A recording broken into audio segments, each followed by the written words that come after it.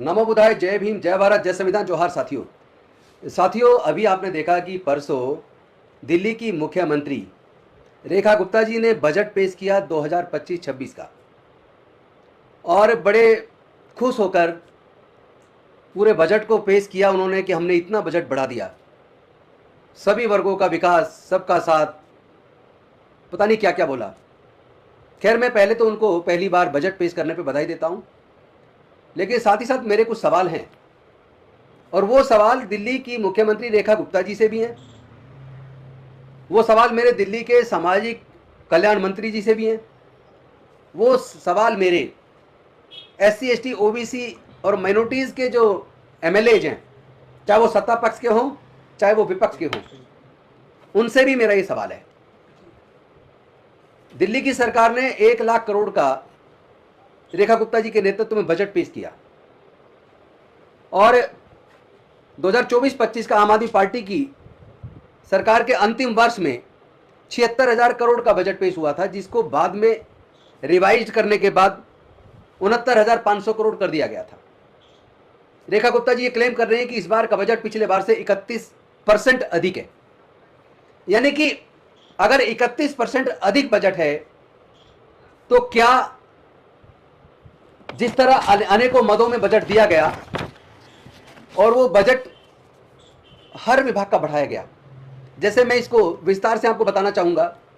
इस 1 लाख करोड़ के बजट में से एजुकेशन को 19,291 करोड़ का बजट मिला, ट्रांसपोर्ट को 12,952 करोड़ का बजट मिला, हेल्थ को 12,893 करोड़ का बजट मिला, अर्बन डेवलपमेंट को 10,694 करोड़ का बजट मिला, दिल्ली जल बोर्ड, यमुना सफाई, सीवर आदि, इसके लिए दिल्ली जल बोर्ड को 9,000 करोड़ का बजट मिला, और सोशल वेलफेयर डिपार्टमेंट को, समाज कल्याण, सोशल वेलफेयर डिपार्टमेंट नहीं कहूंगा, ये बड़ी चालाकी है क्योंकि सोशल वेलफेयर लिख दिया।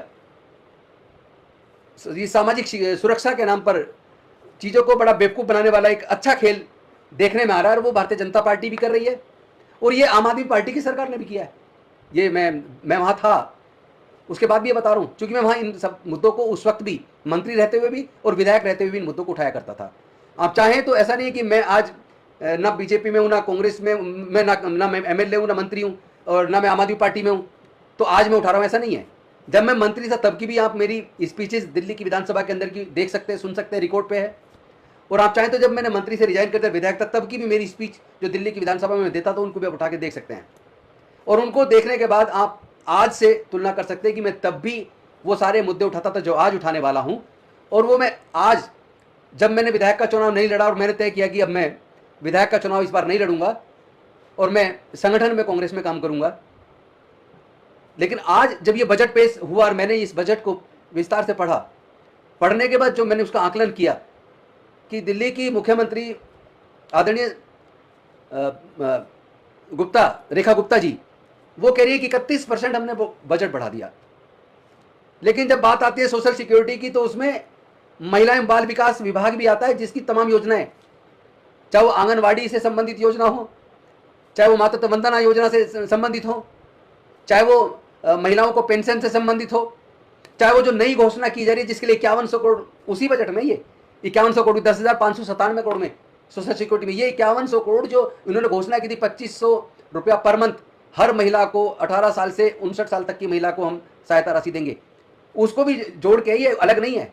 और इसी के अंदर जो समाज कल्याण विभाग है, उसका जो मंत्रालय, उसकी जो योजना है, चाहे वो दिव्यांगों से संबंधित हो, चाहे वो बुजुर्गों की पेंशन से संबंधित हो, चाहे वो जो चिल्ड्रन होम या ओल्ड एज होम हो, यानी जितने भी स्कीम समाज कल्याण की बुजुर्गों के नाम पे, बच्चों के नाम पे, महिलाओं के नाम पे चल रही हैं, दलितों के नाम पे चल रही है, आदिवासियों के नाम पे चल रही है, पिछड़ों के नाम पे चल रही हैं, सबको जोड़ के सोशल सिक्योरिटी, यानी कि दुनिया का ऐसा बजट आपको नहीं मिलेगा जो हम यहाँ देख रहे हैं भारत में।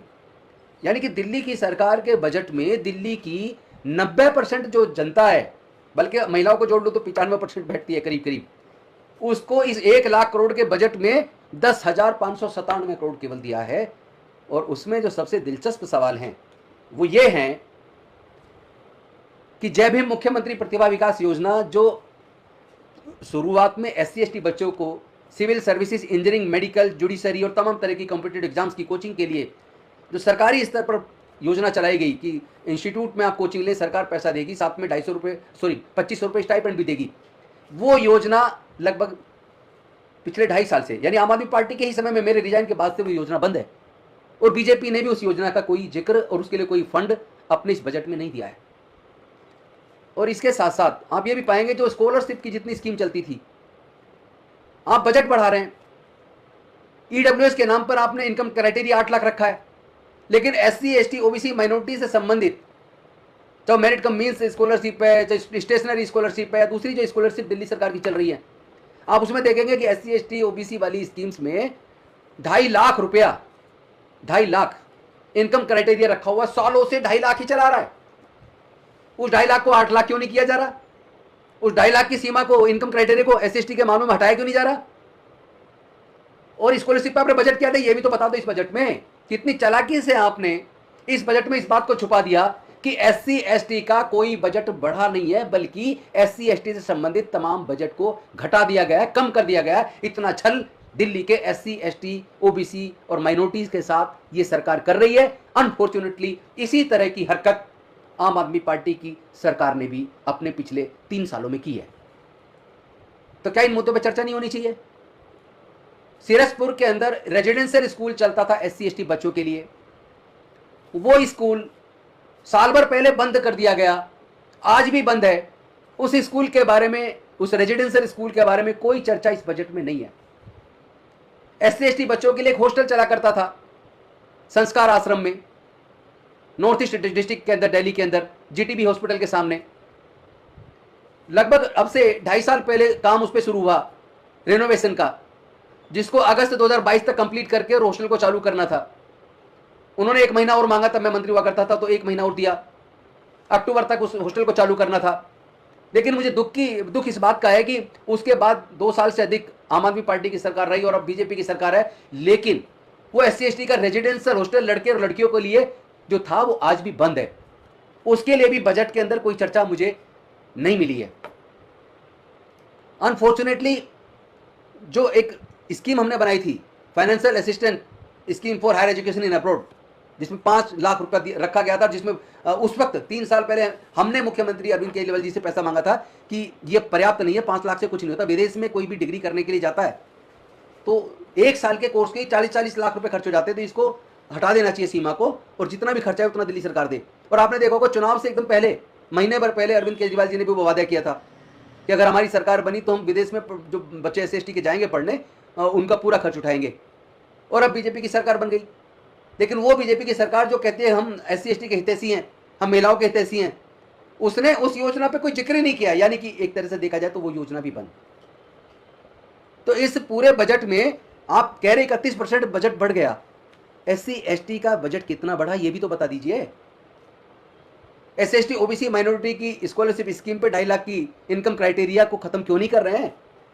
सीवर के अंदर किसी की जान चली जाती है, सीवर क्लीन, वैसे तो सीवर में उतरने पे हमने बैन लगा दिया था, लेकिन फिर भी प्राइवेट बिल्डिंग वॉल के अंदर ठेकेदार बुला के वो उतार देते हैं मजदूरों को। उसमें 99% SC ST के लोग होते हैं। उसमें प्रोविजन उस वक्त जब एक्ट बना 10 लाख का सहायता राशि का था। आज तो अलग अलग मुद्दों पर जो 1-1 लाख का उनको सहायता राशि दे देते हैं। लेकिन जो सीवर, अगर गटर बंद हो गया, अगर वो ना खुले तो चारों तरफ इतनी गंदगी फैल जाती है, महामारी फैल जाए। जो लोग अपनी जान को खतरे में डालकर उसके अंदर उतरते हैं, अपनी जान गंवा देते हैं, उनको 10 लाख मुआवजा क्या होगा? 10 लाख में क्या उनका परिवार पल जाएगा? नौकरी आप उनको देते नहीं है। एक्ट के अंदर रिहेबिलिटेशन की में रिहेबिलिटेशन आप देते नहीं है। आपने तो उनका भी राशि को 10 लाख से बढ़ा के 1 करोड़ कर देना चाहिए था। उस पर भी एक लाइन आपके बजट में नहीं है। तकलीफ इस बात की है कि SC ST के प्रति जो रवैया आम आदमी पार्टी की सरकार था, वही रवैया भारतीय जनता पार्टी की सरकार का है। आप लोग ये सवाल कर सकते हैं कि राजेंद्र गौतम जी, आप भी तो आम आदमी पार्टी में थे। तो मैं आपको बता दूं, आम आदमी पार्टी में रहते, मंत्री रहते हुए भी इन तमाम मुद्दों पर मैं मुख्यमंत्री जी से भी, और साथ में सदन चलते सदन में एक मंत्री के तौर पर भी मैं वो मुद्दे उठाता था, एक विधायक के तौर पर भी वो मुद्दे उठाता था। तो क्या ये मुद्दे नहीं उठाने चाहिए मुझे?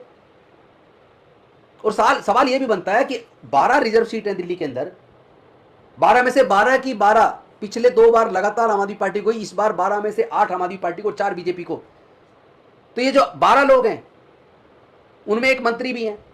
मंत्री भी कह रहे हैं कि बहुत अच्छा बजट है। मैं मंत्री जी से भी निवेदन करना चाहूंगा कि कम से कम ये 8 लाख, ये जो 2.5 लाख की लिमिट हटा दो। जो रेजिडेंशियल स्कूल बंद पड़ा उसको चालू करा दो, जो हॉस्टल बंद पड़े उसको चालू करा दो, और स्कॉलरशिप जो मिलती थी ना के बराबर उसकी भी तो रकम को 3 गुना कर दो। वो तो रकम सालों से नहीं बढ़ी है। लोगों की तनख्वाहें बढ़ जाती हैं, डीए लग जाता है हर साल नौकरी करने वाले लोगों का। साल में कम से कम 4 से 6% डीए बढ़ जाता है हर साल। सांसदों ने अपनी तनख्वाह बढ़ा ली है, विधायकों की भी बढ़ती रही है, और कल विधायक की भी तनख्वाह बढ़ाने पे वो एक कमेटी बना दी गई है। तो मैं पूछना चाहता हूं कि जो SC ST OBC और माइनॉरिटी के बच्चों के लिए जो छात्रवृत्ति है, सरकार की योजना है, उसकी भी राशि कभी बढ़ेगी या कभी भी नहीं बढ़ेगी? 10 साल पहले भी वही राशि थी, आज भी वही राशि है। उसका इनकम क्राइटेरिया पिछले 10 साल से 2.5 लाख ही चला रहा है, वो कभी बढ़ेगा या नहीं बढ़ेगा? तनिक भी शर्म नहीं आती किसी सरकार को? ऐसा नहीं लगता कि SC ST OBC के लोग भी इंसान हैं? बजट बढ़ना चाहिए, हम इस बात की सहमति देते हैं, लेकिन SC ST से संबंधित, OBC से संबंधित जो योजनाएं, माइनॉरिटी से संबंधित जो योजना है, उनकी अनदेखी क्यों? बजट में उनके बारे में अलग से चर्चा क्यों नहीं की जाती? बजट के अंदर जब आप उसमें सोशल सिक्योरिटी में सारा लिख के छुपा देते हैं, पूरा इतना बजट दिया, दिखने में दिख रहा है 10,597 करोड़ दे दिया भाई सोशल सिक्योरिटी को, लेकिन इसमें SC ST OBC माइनॉरिटी संबंधित स्कीम पे क्या है उसको देखेंगे तो घटता जा रहा है। आपको याद होगा मैंने दिल्ली विधानसभा में बताया था, अपने स्पीच में मैंने कहा था, बजट के ऊपर जब स्पीच दी थी, आतिशी जी ने बजट रखा था, तब मैंने बजट के दौरान मैंने कहा था, मेरा आज भी स्पीच यूट्यूब पे मिल जाएगा, दिल्ली विधानसभा की साइट पे मिल जाएगा। मैंने उस वक्त भी ये मुद्दे उठाए थे कि SC ST का बजट घट क्यों रहा है, जो दिया जा रहा है पहले तो कम दिया जा रहा है, कम होता जा रहा है, वो भी खर्ची नहीं हो रहा जो दिया जा रहा है।